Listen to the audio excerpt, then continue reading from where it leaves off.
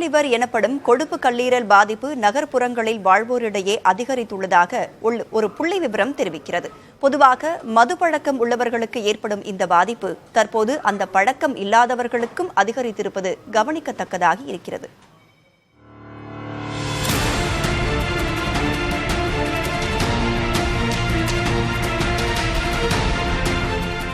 செரிமானத்திலும் உடலில் இருந்த நச்சுக் கழிவுகளை வெளியேற்றுவதிலும் கல்லீரலின் பங்கு மிக முக்கியமானது. ஆனால் கல்லீரலில் படியும் கொழுப்பு நாளடைவில் பிற பாதிப்புகளை ஏற்படுத்தி விடுவதாக எச்சரிக்கிறார்கள் மருத்துவர்கள். கொழுப்பு கல்லீரல் பாதிப்பு இரு வகையாக பிரிக்கப்படுகிறது. மது பழக்கம் உள்ளவர்களுக்கு ஏற்படும் கொழுப்பு கல்லீரல், மது பழக்கம் இல்லாதவர்களுக்கு வரும் கொழுப்பு கல்லீரல் என்று இரு வகைகள் உள்ளன.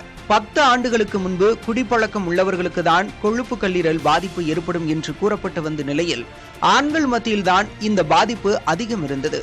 தற்போது குடிப்பழக்கம் இல்லாதவர்கள் மத்தியிலும் இந்த பாதிப்பு அதிகரித்து வருகிறது. குறிப்பாக பெண்களிடையே கல்லீரல் பாதிப்பு அதிகரித்துள்ளதாக தரவுகள் தெரிவிக்கின்றன.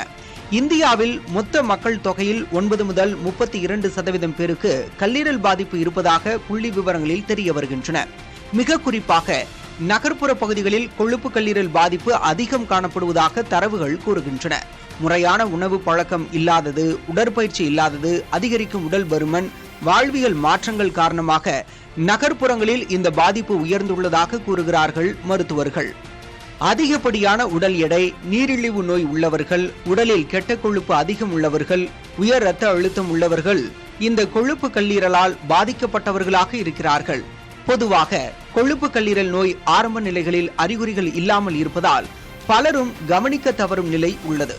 ஆனால் ஆரம்பத்திலேயே பரிசோதனைகள் மூலம் கண்டறிந்துவிட்டால் கல்லீரல் கொழுப்பு நோயை சரி செய்ய முடியும் என்கிறார்கள் மருத்துவர்கள்.